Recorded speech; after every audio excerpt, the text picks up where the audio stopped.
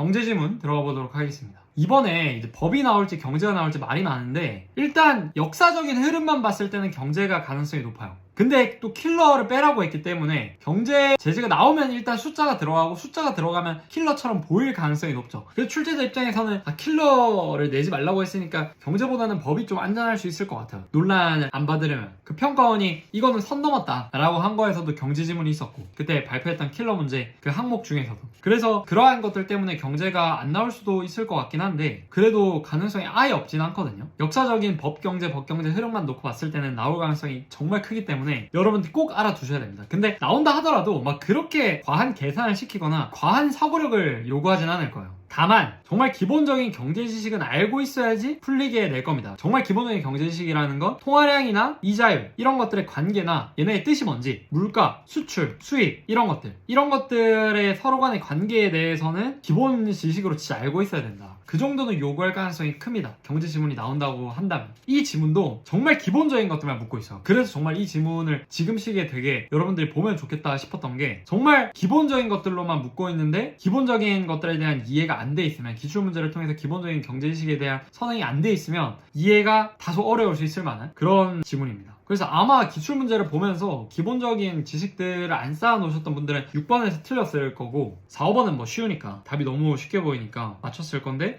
6번에서 고민이 많아졌거나 틀렸을 가능성이 컸을 거예요. 왜냐면 이런 것들에 대한 지식이 선행이 안 돼 있으면 정보가 너무 많거든. 만약에 이 지문과 관련된 문제 틀렸다 그러면 지금이라도 역대 기출지문에 나왔던 경제지문 쫙 한번 보면서 내가 모르는 단어들은 뜻 찾아보고, 몰랐던 관계 같은 것들, 뭐 예를 들어 통화량이 증가하면 이자율은 하락한다든지, 이자율이 높아지면 통화량은 감소한다든지, 이렇게 기본적인 것들은 진짜 달달 외울 정도로 한번 머릿속에 세팅을 해놔야 돼요. 이게 물론 안 나온다 하더라도 여러분들 어차피 독해력 높이는 데 도움이 되는 지문들이기 때문에 반드시 보시길 추천드립니다. 자, 그럼 한번 가볼게요. 1929년에 발생한 대공황 당시 미국에서는 실업률이 25%에 달하는 극심한 불황을 경험하였다. 이런 것도 정말 기본적인 단어인데, 불황, 호황 같은 거. 불황이랑 비슷한 말은 경기 침체죠. 불황의 반대말이 이제 경기 호황, 좋을 호자를 써서 호황인 거거든요. 불황이라는 것은 말 그대로 사람들의 수요가 감소하고 투자가 감소해. 그래서 전체적으로 기업들의 활동이 활발하지 않고 사람들의 구매가 이루어지지 않아요. 물건을 내놔도 팔리지 않아. 가게에는 파리만 날려. 이런 것들을 경기 불황, 경기 침체라고 말을 하는 거고, 호황은 반대의 상황. 통화량도 많고 수요도 높아. 사람들이 뭐 내기만 해도 다 사. 소득이 높아가지고. 그 다음에 투자도 활발해. 은행이 돈도 잘 빌려줘. 이런 식으로 시중에 돈이 빨리빨리 도는 이런 상황들을 보고 호황이라고 표현을 합니다. 이건 진짜 기본적인 거니까 머릿속에 담아 놓으시기 바래요. 그래서 대공황, 즉 극심한 경기 침체 당시에 미국에서는 실업률이 25%에 달하는 불황을 경험을 한 거지. 사람들이 더 이상 사람을 안 뽑아. 물건 생산을 안 하니까. 돈이 없어. 그리고 기업들이. 그러니까 사람들 다 자르고 돈도 안 줘. 그러니까 사람들 자르니까 사람들은 어떻게 돼? 소득이 없어. 벌어들인 소득이. 그러니까 기업들이 만들어낸 물건 안 사고 계속 반복되는 거죠. 악순환이. 이러한 대공황의 발생 원인에 대해 지출론자와 통화론자는 엇갈린 의견을 내놓았다. 맨날 나오는 패턴이죠. 이제 하나씩 말하면서 가겠네. 지출론자는 말 그대로 지출론자니까 지출과 관련된 거겠죠. 대공황의 발생 원인을 상품에 대한 실제 구매력에 기반한 수요인 유효 수요의 감소로 본다. 자, 문장이 좀 복잡해. 멈추고 생각해야 돼요. 이런 문장. 대공황의 발생 원인을 상품에 대한 실제 구매력에 기반한 수요인 유효 수요의 감소로 본대. 그러면 유효 수요라는 단어의 개념을 제시해주고 있죠. 상품에 대한 실제 구매력에 기반한 수요가 유효 수요래요. 그러니까 유효한 수요인 거지. 실제 구매력에 기반한 수요니까. 자, 추상적입니다. 표현이. 북일만에서도 말했지만 이런 거 보면 어떻게 하라 했지? 구체화하라고 했죠. 봐요. 누구나 샤넬백 다 갖고 싶어 하지. 그래서 샤넬백에 대한 니즈, 수요가 높은 것처럼 보여. 근데 실제로 내가 샤넬백을 수입해와가지고 팔아요. 근데 그 샤넬백이 사람들이 다 예쁘다고 한들 5천만 국민이 전부 다 이걸 사려고 할까? 아니지. 왜? 돈이 그만큼 있는 사람만 사려고 할 거 아니에요. 구매력이 있는 사람만 400만, 500만 원 되는 샤넬백을 살 거 아니야. 그러니까 진짜 돈을 살 수 있는 능력을 가지고 있는 사람들이 원하는 정도인, 즉 상품에 대한 실제 구매력에 기반한 수요를 유효한 수요라고 말을 한다는 거죠. 그러니까 샤넬백을 살 돈도 없는데 사고 싶어하는 사람들 빼고 진짜 샤넬백을 살 수 있는 능력이 되는 사람들, 그런데 거기다가 샤넬백을 사고 싶어해. 그런 사람들만 유효 수요라고 부르는 거고, 그 유효한 수요의 감소가 결국에 대공황을 발생시켰다는 거죠. 가짜 수요의 수요의 감소는 상관이 없어. 어차피 얘네는 구매를 못하니까 사고 싶어도. 근데 유효 수요가 감소하는 건 문제라는 거지. 살 구매력이 있는 사람들이 안 사겠다라고 하는 거니까. 근데 이 유효 수요가 어떻게 경기 침체를 시켰냐, 대공황을 발생시켰냐에 대해서 궁금해야죠. 그래서 그걸 지금부터 설명을 해줄 거고, 제1차 세계대전 후에 전후복구를 통한 기술의 발전으로 노동 생산력이 향상되었으나 소득은 그만큼 상승하지 않아 노동자의 구매력은 상대적으로 증가폭이 작았다. 멈추고 납득. 전후복구 무슨 말이에요? 전쟁 이후의 복구. 그걸 하는 과정에 기술이 발전했어. 공장이 생기고 예전에는 1시간에 하나 만들던 거 기계로 10개 만들어. 그렇게 노동 생산성이 향상됐어. 노동자 한 사람당 생산해내는 양이 향상이 됐다는 거야. 근데 그 노동자가 생산한 양은 10배가 됐는데 노동자의 월급은 10배가 안 됐다는 거죠. 그러니까 노동자의 구매력은 상대적으로 노동 생산성이 증가하는 거에 비해서 증가폭이 작아. 월급은 10만원밖에 안 올라간 거야. 100개를 더 만드는데도. 이로 인해 소비가 생산을 따라가지 못하는 과소 소비가 되어 상품의 가격이 하락하고 재고가 늘어 기업의 투자가 감소하였으며 파산하는 기업이 증가하였다. 납득해야 돼요. 여기까지 밑줄 그을 게 하나라도 있으면 안 돼. 솔직히 이건 그냥 상식이야, 상식. 봐요. 결국에 소비가 늘어나려면 소득이 많아져야 돼. 내가 버는 돈이 많아야지 쓰는 돈도 많아져. 내가 버는 돈이 100만원밖에 없는데 200만원을 쓸 수 있나? 없죠. 버는 돈이 많아져야지 소비도 100만원, 200만원, 300만원 이렇게 될 거 아니에요. 근데 노동자가 생산해내는 양은 많아. 그래서 기업들이 판매하는 제품은 계속 많아져. 왜냐면 노동자가 많이 생산해내니까. 근데 노동자한테 주는 임금이 적다 보니까 정작 그 기업이 생산한 물건을 사는 노동자는 살 돈이 없는 거야. 즉 소비가 생산을 따라가지 못하는 과소 소비 상태가 되는 거죠. 그래서 상품 가격은 어떻게 돼? 하락하지. 왜? 가격의 하락과 상승을 결정하는 건 수요예요. 결국 무슨 말이냐면 제품을 사고자 하는 사람이 많으면 많을수록 가격은 어떻게 돼? 비싸죠.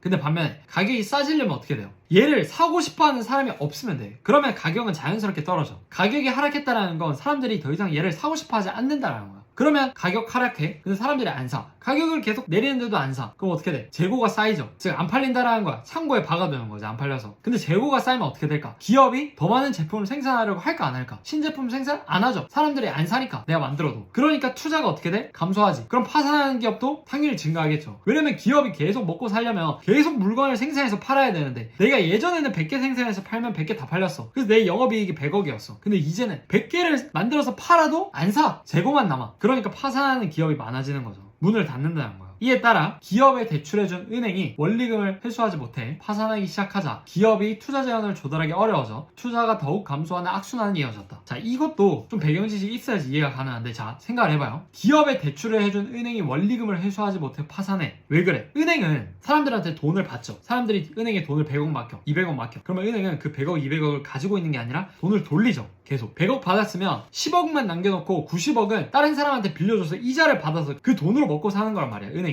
이게 은행의 원리예요. 그래서 은행이 사람들이 예금해준 돈을 기업한테 빌려줘. 기업한테 투자를 하는 거죠. 그래서 이자를 받으려고 기업에 대출을 해줬어. 근데 그 기업이 파산을 했네? 파산을 했다는 건 무슨 말이냐면 내가 얘한테 줬던 돈을 못 받는다는 뜻이에요. 그럼 여러분들 입장에서 이렇게 생각할 수도 있죠. 아니, 그게 말이 되냐? 내가 돈을 빌려줬는데 얘가 파산 신청을 하면 난 돈을 못 받는다고? 그러면 내가 돈을 왜 빌려줘? 라고 생각할 수도 있겠지만 은행은 사실 그 위험을 감수하고 빌려준 거야. 왜? 이자 받으려고. 우리가 은행에 돈 빌리러 갈 때도 생각을 해보면 은행이 공무원들한테 돈을 잘 빌려준다는 소리는 들어봤을 거야. 왜냐면 공무원들은 파산할 일이 없거든. 공무원들은 잘릴 일이 없어. 그리고 돈이 안정적으로 계속 나와. 국가가 망할 일은 회사가 망할 일보다 적으니까. 그래서 일반 회사원보다도 공무원들한테 대출을 많이 해줘요. 파산할 위험이 적으니까. 하지만 회사원들은 파산할 위험이 있지. 개인 파산 이런 게 있단 말이에요. 파산할 위험이 있기 때문에 돈을 빌려주는 데 있어서 은행이 되게 꼼꼼하게 검토를 해. 그리고 돈을 빌려준다고 해도 조금만 빌려주고. 마찬가지예요. 그 원리가 똑같은 거지. 기업에 은행이 돈을 빌려줬어. 그래서 이자 받아먹고 있었어. 근데 예상치 못하게 얘가 파산을 해버리네. 그러면 은행이 어떻게 돼? 원리금을 회수를 못하죠. 원리금 원금이랑 똑같은 말이야.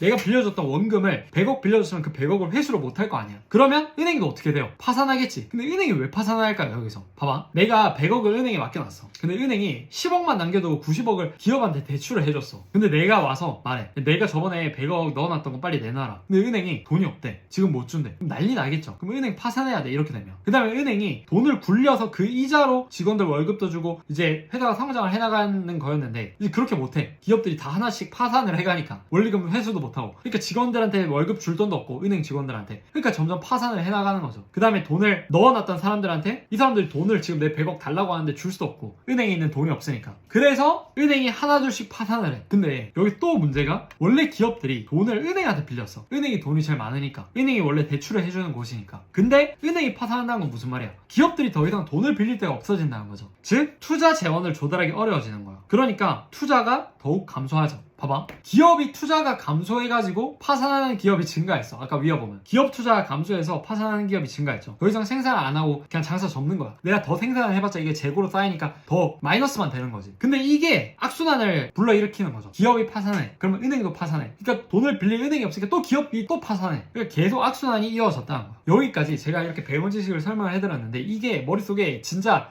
기본 오브 기본이야. 9일 만에는 이거 배운 지식 다 설명해놨는데 9일만 읽으셨다면 아셨을 거고, 아니라면 지금부터라도 기출 보고 모르는 개념들은 빨리 학습을 해놓으세요. 수능날 여러분이 시험지 펼쳤는데 거기 경제 그래프 있으면 멘탈 나간다니까 진짜로. 뭐가 나올지 아무도 몰라요 진짜. 자 계속 가볼게요. 이처럼 지출론자는 유효 수요의 감소에 따른 소비와 투자의 위축으로 대공황이 발생했다라고 주장한다. 뭔가 지출론자가 유효 수요 감소를 주장했다라고 했는데 여기 어떻게 엮을까 생각을 해보면 저는 어떻게 생각하고 넘어가냐면, 그러니까 지출을 안 해서 사람들이 돈을 안 써서, 즉 유효 수요가 감소해서 망했다. 그래서 지출론자 이렇게 저는 생각하고 넘어갔어요. 만약에 이게 안 됐으면 그냥 외워야지 뭐 어쩌겠어. 지출론자는 유효 수요의 감소로 인해서 대공황 발생했다고 생각하는 애들 이렇게 외워야지. 그리고 그 정도는 외울 수 있어요 시험장에서. 자 그 다음 통화론자. 통화론자는 대공황의 발생 원인을 주식시장의 투기 열풍을 가라앉히기 위해 실행했던 긴축 통화 정책으로 본다. 자 긴축 통화 정책에서 긴축이란 말이 뭔지부터 빨리 파악을 해내야겠어. 뒤를 읽으면서 중앙은행이 긴축 통화 정책으로 통화 공급을 감소시키고 이자율을 인상해 신규 투자를 억제하자 주가가 폭락하였다. 자 여기에서 긴축이라는 단어의 뜻을 알 수 있겠네요. 중앙은행이 긴축 통화 정책으로 통화 공급을 감소시켰대. 즉 줄였다는 거죠. 시중에 있는 통화량을 줄였어. 그러니까 긴축했다는 거야. 줄였다고. 긴급하게 축소시켰다고. 그래서 통화 공급을 감소시키고 이자율을 인상시켜서 신규 투자를 억제시켜. 그래서 주가가 폭락해. 여기까지가 이게 정보가 아니라 당연하지가 돼야 돼. 당연하지. 자 봐요. 여기서도 또 배운 지식으로 설명할 게 있는데, 중앙은행, 이 다른 은행이랑 구별되는 은행이라는 것부터 알고 있었어야 돼. 자 중앙은행은 말 그대로 중앙은행이에요. 모든 은행들의 중심이 되는 은행. 대빵이야 대빵 얘가. 근데 얘가 무슨 차이가 있어서 대빵이냐. 첫 번째로 돈을 찍어내요. 모든 은행에서 돈을 찍어낼 수 없고 무조건 중앙은행만 화폐를 찍어냅니다. 그 다음 두 번째, 이자율을 결정해. 모든 은행들은 중앙은행이 정한 이자율에 따라서 이자율을 바꾸게 돼 있어요. 그러니까 중앙은행은 돈을 찍어낸다. 그 다음에 이자율을 마음대로 조정할 수 있다. 이 두 가지가 강한 권력을 가지고 있는 거지. 그래서 중앙은행이 되는 거예요. 그래서 정부 정책으로 뭔가 통화량을 조절하거나 이자율을 바꾸려고 할 때 시중은행들이 아닌 중앙은행을 바꾸는 거야. 그러면 시중은행들은 중앙은행에 맞춰서 다 바뀌게 돼 있으니까. 자 그래서 정부는 주식시장이 너무 투기 열풍이 불어. 원래 주가가 얘 삼성전자가 5만원이 적정가면 5만원으로 형성이 돼 있어야 되는데 거품이 껴가지고 지금 15만원에 거래가 되고 있어. 그러니까 시장에 돈이 많이 풀려 있다는 거잖아요. 15만원에 거래가 되고 있다는 거. 그래서 이거 막아야겠다 해가지고 정부 입장에서 통화량을 줄였어. 긴축 정책을 했다고. 긴축 통화 정책을. 근데 통화론자는 요게 대공황의 발생 원인이라고 본다는 거지. 왜 그런지 지금 설명을 하고 있는 거고, 일단 긴축 통화 정책이 뭐였냐. 중앙은행이 통화 공급을 감소시켜. 더 이상 돈을 안 찍어내거나 하는 방식으로 통화 공급을 감소시키겠죠. 이미 퍼져 있는 돈을 회수할 수는 없어. 더 이상 돈을 안 찍어내는 거야. 그러면 통화량이 줄어들겠죠. 그 다음에 이자율을 인상하는 방법이 있어요. 이자율을 인상하면 통화량은 자연스럽게 줄어들어. 왜 그러냐면 이자율을 인상한다는 건 무슨 말이냐면 은행에 돈을 넣어놨을 때 이자를 많이 준다는 뜻이거든요. 그러니까 이거는 한번 여러분들이 아셔야 되는데, 이자율이 높아진다는 건 은행에 예적금을 했을 때 이자를 많이 준다는 거고, 그 다음에 대출했을 때도 마찬가지야. 대출했을 때 이자를 많이 내야 돼. 자 봐요. 그럼 이 두 개가 어떤 영향을 가지고 오냐. 은행 예적금 했을 때 이자가 많이 줘. 그러니까 예를 들어가지고 내가 주식 투자를 했을 때 연수익률이 8%였다고 치자. 근데 은행에 예적금을 하면 10%를 준다네? 그러면 내가 굳이 리스크를 안고 주식 투자를 해야 될 이유가 있어 없어? 없죠? 그러면 돈이 다 어디로 가겠어? 주식 투자나 부동산 투자 같이 시장에 몰려있던 돈이 은행으로 빨려 들어가겠죠. 그러니까 통화량이 감소되는 결과를 가지고 옵니다. 자 그 다음 두 번째, 대출했을 때 이자를 많이 내야 돼. 이자율이 증가했다는 건, 즉 예를 들어가지고 내가 은행에서 1000만원을 빌렸어. 근데 예전에는 금리가 1%였어. 이자율, 금리랑 이자율은 똑같은 말이에요. 금리가 1%였어. 그러면 내가 1000만원 빌렸을 때 10만원만 이자로 줬으면 됐는데 이제 이자율이 10%가 됐네? 그럼 100만원을 줘야 되는 거야. 그러면 대출을 하려는 사람들이 많아질까요? 적어질까요? 당연히 적어지겠죠. 기업도 마찬가지야. 아까 전에 위에서 기업은 은행에서 대출 받아가지고 투자한다 했죠. 근데 이자율이 높아졌네? 금리가 높아졌네? 기업들이 대출을 많이 받아 안 받아? 많이 안 받지. 그럼 어떻게 돼요? 기업들이 대출을 안 받고 투자를 안 하니까 이것도 마찬가지로 통화량이 줄어드는 결과를 가지고 오게 되는 거죠. 그래서 이자율이 높아진다는 건 이 두 가지 의미를 띠고 있고 이 두 가지 의미의 뜻은 또 통화량 감소라는 뜻을 가지고 있다. 그래서 이자율이 상승하면 통화량이 감소한다는 걸 외우라고 하는 거예요. 그냥 반사가 될 때까지. 물론 이해하고 외워야겠지. 지금 설명해주는 대로. 자, 아무튼 그래서 통화 공급 감소했어. 돈 안 찍어내고 이자율 높여가지고 다 돈 끌어모았어. 시중 돈을. 그럼 신규 투자 억제되죠? 그러면 당연히 주가 폭락하지. 왜? 신규 투자를 억제했다는 말은 더 이상 회사가 발전 안 한다는 건데 주가는 어떻게 되겠어? 폭락하겠죠. 그래서 정부의 목표는 달성했어. 주식시장의 투기 열풍을 잠재우는 데에는 성공했어. 긴축 통화 정책으로. 근데 얘가 대공황까지 발생을 시켰다는 거예요. 왜 그런지 한번 보자. 주식 보유량이 많던 은행이 주가의 폭락으로 파산하게 되자 은행을 신뢰하지 못하는 사람들이 증가했다. 그렇겠지. 자, 봐봐. 주식 보유량이 많던 은행. 내가 아까 전에 말했죠. 은행은 돈을 가지고만 있는 게 아니라 투자해가지고 수익을 내려고도 한다. 그래서 기업의 주식을 사기도 해. 은행이. 근데 주식을 사놨어. 근데 주가가 폭락했네? 그러면 은행이 원래 100억을 가지고 있었는데 주가가 반토막 나와가지고 50억으로 바뀌었어. 그러면 100억을 맡겨놨던 사람 입장에서는 내가 돈을 찾으러 가도 얘가 100억을 못 주는 상황이잖아. 그러니까 사람들이 신뢰를 못한 거야. 은행에. 야, 얘네 지금 내 돈 100억 들고 있는 거 맞아? 이러면서 신뢰를 못하게 된 거죠. 그래서 예금 인출이 급증했어. 이게 그 유명한 뱅크런이죠. 사람들이 내가 만약에 지금 100만 원을 은행에 맡겨놨어. 근데 은행이 내 100만 원을 가지고 있다고 생각해가지고 내가 은행한테 달라는 말 안 하는 거잖아요. 근데 은행이 돈이 없네? 얘 돈이 없는 것 같아. 내가 100만 원 달라고 했을 때 100만 원 못 줄 것 같아. 그럼 어떻게 되겠어? 은행 뛰어가야지. 은행문 두드리고 빨리 100만 원 내놔라고 해야겠지. 다른 사람들이 먼저 은행에 있는 돈을 찾아가가지고 내 돈이 없어지기 전에. 그래서 은행에 100억 넣어놓은 사람들, 뭐 200억 넣어놓은 사람들, 이런 사람들이 빨리 내 돈 다 내놓으라고 한 거야. 근데 은행의 원래 구조는 뭐야? 은행이란 건 원래 조금만 남겨놓고 나머지는 대출해주는 게 은행이에요. 100억을 전부 다 은행이 가지고 있는 게 아니야. 그 수능에 BIS 비율 나왔잖아요. 이거 읽었던 학생들은 다 이해를 할 텐데 자기 자본, 그 은행은 자기 자본으로 남겨둬야 되는 최소한의 퍼센트가 있어. 100억을 가지고 있으면 100억 중에 8% 또는 10%만 남겨두고 나머지는 대출을 해줘도 된다는 거야. 그럼 어떻게 되겠어요? 돈이 없지. 은행 입장에서는 100억 받아서 10억 남기고 나머지 다 대출해줬으니까. 근데 100억 가지고 있는 사람이 갑자기 은행 가가지고 야, 내 100억 다 내놔 라고 하는 일은 없으니까 이렇게 해도 되는 거야. 그리고 은행에는 한 명이 아니라 수백만 명의 사람들이 돈을 맡겨놓기 때문에 100억을 찾으러 왔다고 해도 줄 수 있는 거지. 모든 사람들의 돈의 10%씩 저축을 해놓은 상태니까. 뭐 어떤 사람이 와가지고 1000억을 달라고 하면 그건 좀 문제가 되겠지만. 아무튼 그래서 뱅크런이 급증을 했죠. 그 다음에 은행이 예금 인출에 대비해서 예금 일부를 대출하지 않고 남겨둔 자금인 지급 준비금을 늘리자. 이건 당연한 말이야. 왜? 사람들이 뱅크런을 하니까 은행 입장에서는 더 많이 대출을 해줄 수가 없는 거야. 왜냐면 얘네가 언제 지금 돈 달라고 올지 모르기 때문에 은행한테 돈 맡겨놨다는 사람들이. 그러니까 은행 입장에서는 자기 자본 비율을 높일 수밖에 없겠죠. 예전에는 100억을 받았으면 10억은 남겨놓고 90억을 투자해가지고 불렸어, 돈을. 근데 이제 그렇게 못해. 언제 사람들이 내 돈 달라고 올지 모르기 때문에. 그래서 10억이 아니라 이제 30억, 40억 이렇게 더 많이 남겨둘 수밖에 없게 된 거야. 근데 이렇게 하니까 은행이 예금된 돈을 다시 대출해 통화량을 창출하기 어려워지죠. 그렇지. 원래 예전에는 예금된 돈을 다시 대출해서 통화량을 많이 만들어냈어. 근데 여기에서 이게 이해가 안 되는 학생들도 있을 거예요. 통화량을 창출한다는 게 무슨 말일까? 은행이 대출을 해주는 거랑 통화량을 창출하는 게 무슨 관계일까? 통화량을 창출하기 어려워진다는 게 무슨 말이냐? 봐요. 은행은 원래 100억을 받았어. 그러면 이 100억을 그냥 은행 안에 꽁꽁 숨겨두는 게 아니라 10억만 남겨놓고 90억은 대출을 시켜줬다니까? 그럼 이 90억이 어떻게 돼요? 시중에 풀리죠. 즉 이걸 통화량이 창출된다라고 말을 하는 거예요.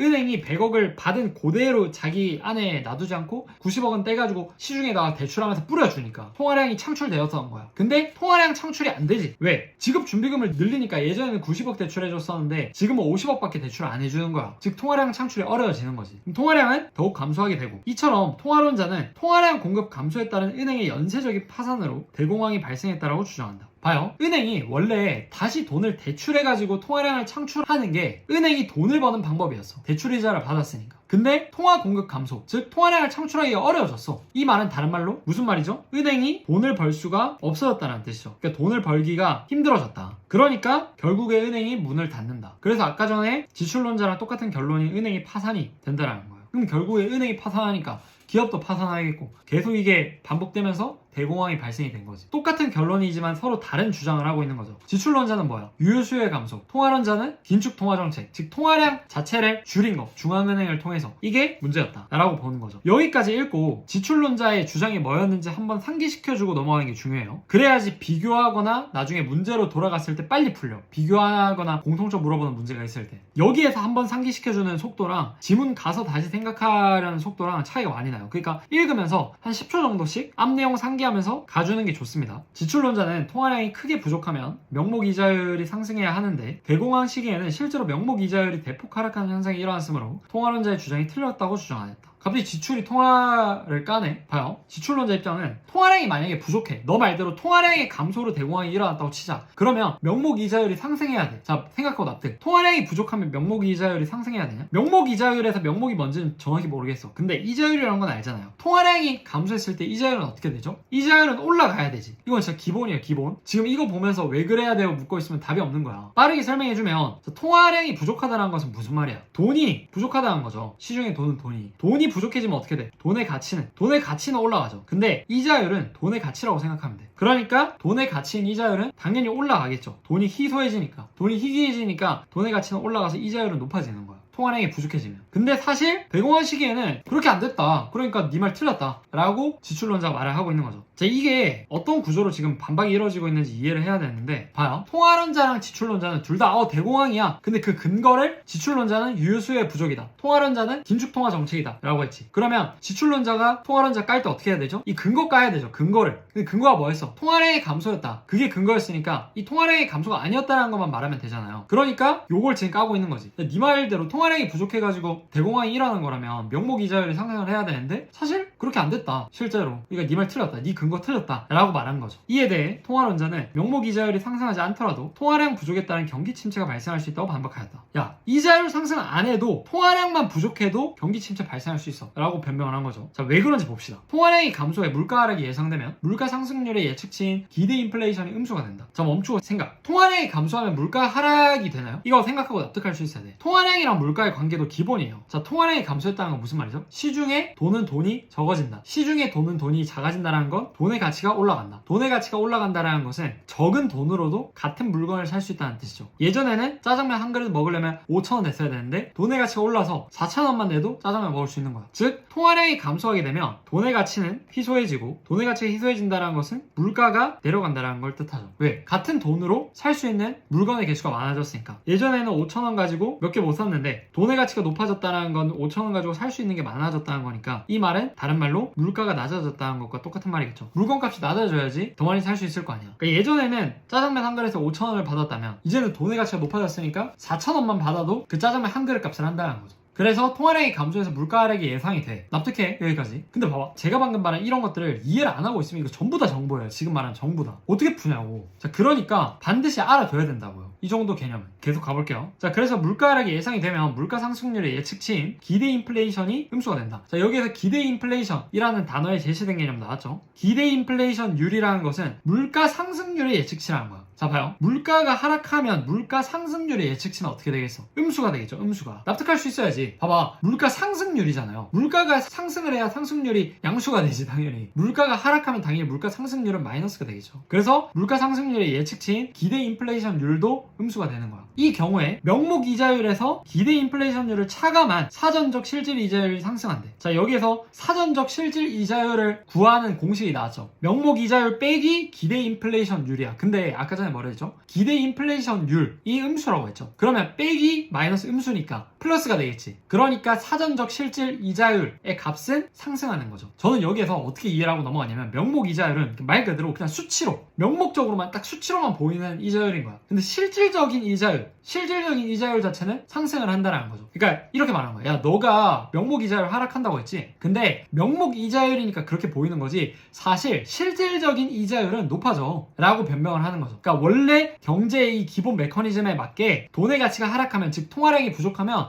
실질 이자율은 높아져. 이렇게 반박을 한 거죠. 저는 이렇게 부연 설명을 붙이고 넘어갔어요. 명목 이자율이랑 실질 이자율이 뭔지 설명을 안 해줬으니까 그냥 함축적 의미 동원해가지고 납득할 수 있는 부연 설명을 만들고 넘어갔어요. 자, 계속 가보면, 자, 기업은 사전적 실질 이자율을 바탕으로 투자를 결정하므로 투자와 고용이 감소하고 노동자의 소득이 줄어들어 경기가 침체된다는 것이다. 아, 기업은 명목 이자율이 아니라 사전적 실질 이자율을 바탕으로 투자를 결정해. 그러니까 결국에 사전적 실질 이자율의 상승은 명목 이자율은 하락했지만 기업한테 지금 돈 빌리면 결국에 이자를 많이 내게 되겠구나, 돈을 빌리면 안 되겠구나 라는 판단을 하게 돼서 투자와 고용을 감소시키는 거죠. 근데 투자와 고용, 여기서 고용이 감소하는 이유는 뭐냐면 결국에 투자를 감소시킨다는 것은 새로운 부서를 덜 만든다는 거고 덜 생산한다는 거잖아요. 그러면 사람이 원래 100명이 필요했는데 50명이 필요해지는 거지. 즉 고용이 감소하는 거예요. 투자가 감소하면 그에 따라서. 당연히 노동자들의 소득이 줄어들어. 이것도 당연하죠. 고용이 감소하니까 당연히 소득도 줄어들겠지. 월급 받는 사람이 줄어드는데. 즉 경기가 침체되는 거죠. 이렇게 돼서. 그래서 지출론자가 깠었어. 통화량 부족하면 명목이자를 상승해야 되는데 아니다. 어떻게 된 거냐. 네 근거 틀렸다. 라고 했는데 깔끔하게 반박을 했죠. 자, 그럼 마지막 문단 가볼게요. 한편 대공황 이전에는 공급이 수요를 창출한다는 세의 법칙에 따라 생산된 상품은 전부 소비되기 때문에 불황은 존재할 수 없다고 이야기해줬다. 자, 여기에서 이거 추상화죠. 공급이 수요를 창출한다는 게 무슨 말이야? 모르겠어. 근데 이거를 밑에서 구체적으로 설명해주고 있죠. 생산된 상품은 전부 소비된다. 이게 공급이 수요를 창출한다는 거야. 그러니까 내가 만들기만 하면 수요는 알아서 만들어진다고. 내가 붕어빵을 만들어 놓기만 하면 사 먹는 사람은 알아서 생긴다고. 그러니까 소비가 감소하거나 그런 거는 일어날 수가 없다는 거야. 그렇게 생각을 했어 원래. 세의 법칙이라는 거에 따라서. 근데 대공황이 일어나서 생각이 바뀐 거죠. 아, 이게 진짜 수요가 부족해지는 일이 생기는구나. 하지만 대공황 시기에 수요가 공급을 따라가지 못해 성립하지 않는다는 게 밝혀졌어. 오케이, 납득. 위에서 했던 말이 계속 그거였죠. 이에 지출론자는 대공황을 해결하기 위해 확대 재정 정책을 통해 정부 지출을 늘려 노동자의 소득을 증가시킴으로써 유효 수요를 창출해야 된다고 보았어. 당연한 결론이죠. 지출론자가 아까 전에 대공황이 발생했다라고 보는 이유가 뭐였어? 결국에 유효 수요가 부족했기 때문이잖아요. 그러니까 당연히 유효 수요 늘리자고 하겠지. 그 방법은 확대 재정 정책, 즉 정부가 돈 좀 쓰라는 거야. 정부가 돈을 써서 노동자의 소득을 증가시켜야 된다는 거죠. 예를 들어서 뭐 보조금을 주거나 지원금, 코로나 때 지원금 이런 거 줬었잖아요. 그런 것처럼 지원금 주거나 아니면 정부 지원 사업 이런 거 해가지고 사람들을 고용하라는 거야. 정부가 노동자들 고용해서 얘네한테 임금 주거나 이런 식으로 소득을 증가시켜서 유효 수요를 만들어내야 된다라고 한 거지, 지출론자는. 자, 그다음 반면 통화론자는 통화량이 감소했더라도 물가가 그보다 더 하락하면 통화량을 물가로 나눈 실질 통화량이 증가하여 소비가 늘어나게 되며 이는 국민소득의 증가로 이어지므로 별도의 경제정책 시행 안 해도 알아서 회복된다. 자, 구체적으로 보면 통화량이 감소했어. 근데 문제 안 된다는 거야. 그냥 가만히 놔두라는 거야. 왜? 통화량이 감소했을 때 물가가 감소한다고 했죠. 아까 전에. 통화량 감소하면 돈가치 상승하니까 물가 감소한다라고 아까 설명했죠. 근데 통화량이 감소한 것보다 더 물가가 하락을 해. 그러면 사람들이 소비할 수 있는 능력이 통화량이 줄어서 감소된 것처럼 보이지만 사실 그만큼 물가도 내려갔기 때문에 결국에 알아서 다 소비가 정상으로 된다는 거야. 더 늘어난다는 거죠. 오히려 얘는 실질 통화량이 증가해서 소비가 늘어난다. 그러니까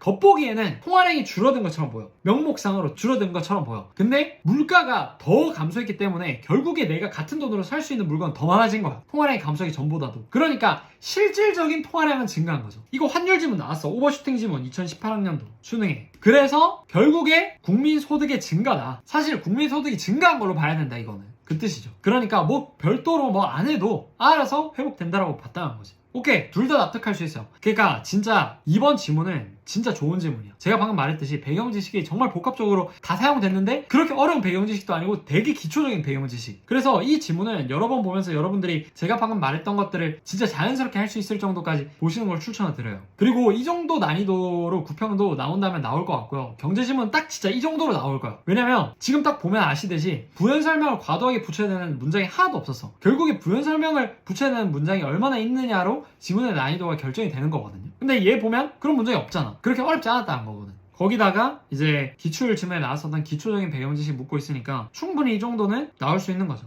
자, 그러면 바로 문제 풀러 가볼게요. 자, 4, 5번은 사실 이거는 틀리면 안 돼. 지문보다도 문제가 훨씬 쉬웠어요. 윗글을 통해 알 수 있는 내용으로 적절하지 않은 거 물어보고 있는데 답은 4번이죠. 예금 대비 지급 준비금의 비율이 높아지면 은행은 예금으로 창출할 수 있는 통화량이 많아진다라고 했는데 말이 안 되지. 예금 대비 지급 준비율의 비율이 높아진다는 건 무슨 말이야? 내가 돈을 100억 맡겼어. 근데 은행이 예전에는 10억 남겨두고 90억으로 투자해가지고 돈을 불렸는데 통화량을 많이 창출해냈는데 지급 준비금의 비율이 높아진다는 것은 50억은 가만히 놔두고 이제 50억만 빌려줄 수 있다는 거잖아요. 그러니까 예금으로 내가 맡긴 100억이라는 예금으로 창출할 수 있는 통화의 양이 적어지는 거죠. 나머지는 혼자 해보셔도 충분할 거고요. 제가 설명한 거에 기반해서 해보시면. 자, 그럼 5번 지출론자와 통화론자 모두 동의할 만한 진술. 공통점 물어보는 거죠. 자, 1번 대공황은 정부가 잘못된 경제정책 해서 한 거다. 요거는 누구야? 통화였죠. 통화론자. 그 다음에 2번 통화량 증가하면 명목이자율이 하락해 주가가 하락할 수 있다. 얘는 아까 전에 지출론자가 통화론자 까는 거였으니까 지출은 동의하는데 통화론자는 동의 안 하겠죠. 왜냐면 통화론자는 명목이자율이 하락하지 않을 수 있다고 말했잖아. 결국 명목이자율이 상승하지 않더라도 통화량 부족에 따른 경기 침체가 발생할 수 있다고 했으니까 그 반대 상황, 즉 통화량이 증가했을 때 상황에서도 명목이자율이 반드시 하락한다라고 말할 수는 없는 거지, 통화론자 입장에서는. 근데 지출론자는 아까 전에 명목이자율이 무조건 통화량이 감소하면 증가해야 되는데 라고 말했으니까 당연히 그 반대인 통화량이 증가하면 명목이자율이 하락해 또 맞는 말이라고 말을 하겠죠. 그 다음에 명목이자율이 하락했을 때 주가가 하락할 수 있다라는 건 틀린 말이죠. 명목이자율이 하락하면 주가는 반대로 상승하죠. 근데 지금 봐요. 이거를 여러분들이 다 서치로 할 거야. 하나씩 뭐 이자율이 하락하면 주가는 올라가고 이거를 서치로 하면 절대 못 풀어 이거. 전부 다 이해를 해야 돼. 이해. 그리고 이 이해를 주어진 시간에 하는 게 어렵기 때문에 경제는 배경지식을 가지고 있어야 된다고 말을 하는 거고. 자, 그 다음 3번. 통화량을 인위적으로 늘리지 않아도 대공황이 자연스럽게 해결될 수 있다. 맞는 말이죠. 누가? 통화론자가. 지출은 동의 안 하죠. 그러니까 모두 동의할 만한 진술은 아니고. 통화론자는 아까 맨 마지막에 통화량이 부족하더라도 결국에 실질 통화량은 증가하기 때문에 통화량을 인위적으로 늘리려는 노력을 하지 않아도 대공황이 자연스럽게 해결된다고 했었죠. 그럼 4번. 상품의 공급량이 증가하는 만큼 언제나 수요량이 증가하지는 않는다. 이거 아까 전에 뭐였어? 세의 법칙이었죠. 세의 법칙은 아까 전에 얘네들 모두한테 해당하는 거였지. 왜냐면 여기에서 대공황 이전에는 이랬는데 이후에는 대공황 발생하면서 세의 법칙 적용 안 된다라는 거 밝혀졌다고 말을 했으니까 세의 법칙에 따라서 얘네 둘 다가 모두 동의할 만한 이론이죠. 세의 법칙이 통하지 않는다라는 건. 왜? 얘네 둘 모두 다 대공황을 경험했잖아. 그러니까 4번이 답이죠. 그리고 마지막 문단을 이해하면서 읽었다면 느꼈을 텐데 세의 법칙이 통하지 않기 때문에 그에 대한 해결책으로 지출론자하고 통화론자가 해결책을 낸 거였잖아. 그러니까 당연히 일단 세의 법칙이 통하지 않는다라는 거에 대해서는 지출론자하고 통화론자가 동의하고 있다라고 봐야겠죠. 다음 5번. 명목 이자율이 기대 인플레이션보다 더 상승하면 노동자들의 소득이 증가한다. 기대 인플레이션율이 아까 뭐였죠? 제시된 개념 다시 가보면 아까 보면 물가 상승률의 예측치라고 했었죠. 그러니까 명목 이자율이 물가 상승률의 예측치보다 더 상승했다는 건 무슨 말이야? 물가 상승률보다 이자율의 상승이 더 높아졌다는 거잖아. 근데 여기에서 명목 이자율이 기대 인플레이션율보다 더 상승했다는 건 실질 이자율은 어떻게 된다는 거예요? 명목에서 기대를 뺀 게 실질 이자율이었는데 명목이 기대보다 더 크게 상승한다는 거니까 실질 이자율도 상승해 가겠죠. 그러면 노동자들의 소득은 어떻게 되겠어? 이자율이 높아지니까 기업이 고용, 투자 안 하죠. 그러면 당연히 노동자도 소득이 어떻게 돼? 줄어들겠지. 그래서 당연히 통화론자가 봤을 때 이 말은 동의가 안 되는 아예 틀린 말인 거죠. 지출론자는 아예 명목 이자율이랑 기대 인플레이션 이런 말을 안 했으니까 판단할 수 없고 굳이 따지자면 아니라고 해야겠죠. 자, 다음에 마지막 6번. 6번이 오답률이 제일 높았을 것 같은데 한번 볼게요. 기억 니은과 보기의 디귿을 얘기한 내용. 기억은 지출론자, 니은은 통화론자. 자, 보기. 대공황을 해결하기 위해 미국 정부는 농업조정법, 공공사업, 통화정책 등을 시행하는 뉴딜 정책을 펼쳤다. 하나씩 보면 농업조정법은 아직 모르겠고 공공사업은 뭐 이래가지고 통화량을 늘리려는 시도가 아니었을까요? 사람들 소득 높이고. 그 다음에 이제 통화정책 같은 경우에 이제 뭐 돈을 뿌린다거나 아니면 돈을 감축한다거나 그런 식으로 했겠죠. 일단 구체적인 건 더 읽어봅시다. 농업조정법은 농민들에게 보조금을 지급해 농산물이 과잉 생산되어 가격이 하락하는 것을 막기 위한 법률이었다. 보고 납득을 해야 돼. 농업조정법에서 농민들한테 보조금을 줬다는데 이 보조금을 지급한 것이 과잉 생산돼서 가격을 하락하는 걸 어떻게 막았냐는 거지. 봐요. 농민들한테 보조금을 지급해. 그러면 농민들은 원래 내가 먹고 살려면 더 많이 생산을 했었어야 됐어. 근데 돈을 줬으니까 내가 그만큼까지 생산 안 해도 되잖아. 예전에는 오렌지 100개 만들어가지고 100개 다 팔아야지 내가 생업이 됐었는데 오렌지 50개 팔았을 때 얻는 돈을 정부에서 준대. 그럼 내가 굳이 100개 만들 필요가 있나? 50개만 만들어도 되죠. 그러니까 농민들한테 보조금을 줘서 농산물이 과잉 생산돼서 가격이 떨어지는 것을 막았다는 거죠. 자, 그래서 결국에 대공황이라는 게 경기 침체였죠. 사람들이 물건을 안 사, 소비를 안 해. 즉 이 상황을 일단 막아야 되니까 생산을 일단 적게 하자는 거지. 왜냐면 생산해봤자 전부 다 재고로 남잖아요. 그러니까 과잉 생산하는 상태를 막기 위해서 보조금 줘가지고 막았다는 거예요. 또한 정부는 정부 지출을 늘려 테네시강 유역 개발 등의 공공사업을 시행하였으며 통화량을 늘리는 통화정책도 시행하였다. 자, 봐요. 공공사업을 시행하는 게 어떻게 도움이 되냐? 결국에 정부가 테네시강 유역 개발을 한다고 사업을 시작해. 그러면 그 사업을 진행한 노동자가 필요하겠죠. 노동자 모여. 그럼 그 사람들 월급 줘야겠지. 그렇게 월급 주면서 노동자 소득 높여서 소비 늘리는 거야. 그런 식으로 하는 거죠. 그러니까 이걸 읽으면서 얘네가 제가 방금 말한 대로 자연스럽게 읽혀야 돼. 배경지식을 가지고 있으면 진짜 자연스럽게 된다니까요, 이게. 통화량을 늘리는 통화정책도 시행했어. 통화량도 늘리고 지금 경기가 침체되어 있으니까 통화량 줄어들고. 하지만 후대 경제학자들에 의해서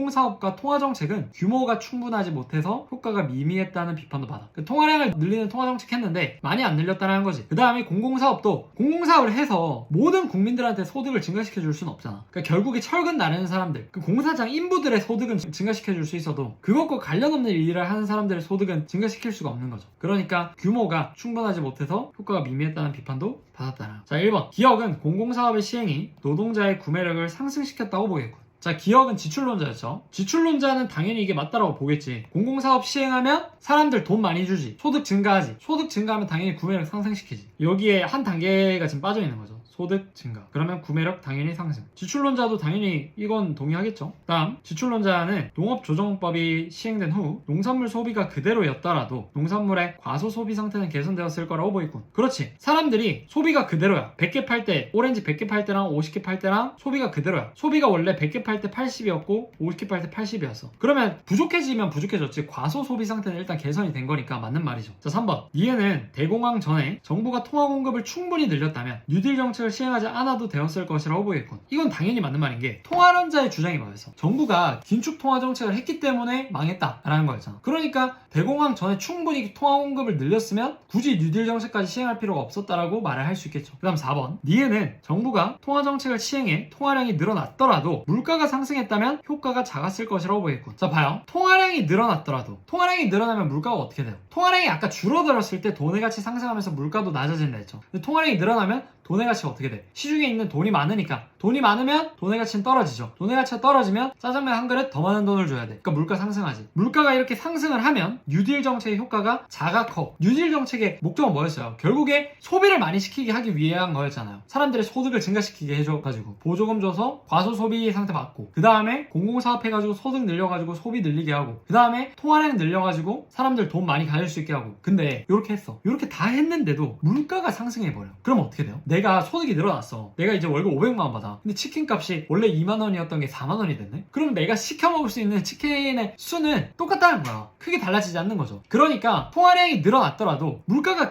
그대로여야지 이 경기가 다시 살아나는 건데 사람들이 소비를 많이 하게 되면서 통화량이 늘어남에도 불구하고 월급이 늘어났는데도 물건값도 그대로 올라. 똑같이. 그러면 당연히 뉴딜 정책으로 뭐 아무리 돈을 퍼주고 해봤자 소비하는 양 자체는 똑같아진다는 거죠. 그러니까 즉 뉴딜 정책의 효과는 당연히 작아지지. 뉴딜 정책의 목적, 요걸 이해한 학생. 그 다음 물가가 상승했을 때 벌어지는 일, 이걸 이해한 학생만이 4번을 올바르게 판단하고 맞다라고 할 수 있었을 거예요. 아니라면 4번에서 좀 많이 걸렸을 겁니다. 4번 찍은 학생들이 꽤 됐을 거예요. 자 5번 디귿은 공공사업의 시행에 따른 정부 지출의 증가폭이 작아 유효 수요가 감소했다고 보겠군. 자 봐요. 공공사업의 시행에 따른 정부 지출 증가폭이 작아 라고 했는데 어떻게 되는지 한번 생각을 해보자. 공공사업을 시행을 해. 그러면 정부가 지출을 늘려요? 아니면 감소시켜요? 공공사업을 한다는 것 자체가 일단 정부 지출이 늘어난다는 거지. 정부가 뭐 일을 벌려가지고 사업을 하는 거니까 그 인부들 돈 줘야 될 거고 거기 이래저래 하면서 들어가는 돈이 더 많아졌으면 많아지는 거지 줄어들진 않잖아요. 그러면 정부 지출의 증가폭이 작아지는 게 아니라 커지는 거고 유효 수요는 어떻게 돼? 유효 수요도 늘어나지 당연히. 왜? 정부 지출의 증가폭이 커져가지고 결국에 어떻게 돼? 인부들이 받는 돈 많아지죠. 그럼 얘네가 또 소비를 늘릴 거 아니야. 그러면 유효 수요가 증가하는 거죠. 근데 디귿이 하는 말은 효과가 미미했다라는 거야. 유효 수요가 막 그렇게 엄청나게 증가하지 않았다는 거야. 그래서 대공황을 탈피하는데 그렇게 큰 도움은 되지 않았다 라고 하는 거죠. 그러니까 X. 자 그러니까 답은 5번 해서 6번에 5번이 답입니다. 자 그렇게 어렵지 않은 난이도였고 이 정도는 여러분들이 수능장 가서도 풀어낼 수 있어야 돼요. 만약에 틀린 문제가 있다면 어떤 부분에서 사고가 꼬였는지 내가 어떤 배경 지식이 부족한 건지